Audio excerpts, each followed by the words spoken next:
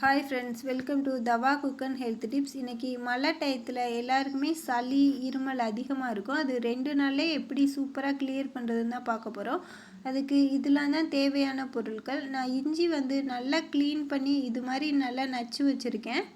இப்போ ஒரு கைப்பிடி அளவு துளசி எடுத்திருக்கேன். ஓமம் ஒரு கைப்பிடி அளவு எடுத்திருக்கேன்.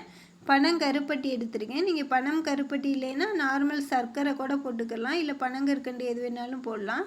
இப்போ நான் மிளகுத்தூள் எடுத்திருக்கேன், மஞ்சள் தூள் எடுத்திருக்கேன், கொஞ்சமாக சீரகம் எடுத்திருக்கேன். இது எல்லாம் தான் நம்மளுக்கு தேவையான பொருட்கள். இப்போ ஒரு டீ பாத்திரத்தை எடுத்துக்கிறோம். அதில் துளசி அப்படியே போட்டுக்கிடுவோம். இப்போ ஓமம் அதையும் போட்டுக்கிடுவோம். இப்போ அதுலேயே பனங்கருப்பட்டி நம்ம நச்சு வச்சுருக்கோம் இல்லையா, அதையும் போட்டுக்கிடுவோம். இப்போ இஞ்சி தட்டி வச்சுருக்கோம் இல்லையா, அதையும் போட்டுக்கிடுவோம். போட்டுட்டு ஒரு 1/4 ஸ்பூன் அளவு மஞ்சள் தூள் போட்டுக்கிறேன். இப்போ ஒரு 1/2 ஸ்பூன் அளவு ஜீரகம் போட்டுக்கிறேன். இப்போ 1/2 ஸ்பூன் மிளகுத்தூள் போட்டுக்கிறேன். இப்போ இது மூழ்கிற அளவுக்கு நல்லா தண்ணி ஊற்றிக்கிடுவோம். தண்ணி ஊற்றிட்டு நீங்கள் அடுப்பை ஆன் பண்ணிடுங்க. ஆன் பண்ணிவிட்டு நல்லா உங்களுக்கு கொதிச்சு வரணும். இது நீங்கள் டூ டேஸ் குடிச்சிங்கனாவே உங்களுக்கு சளி சுத்தமாக கிளியர் ஆயிரும்.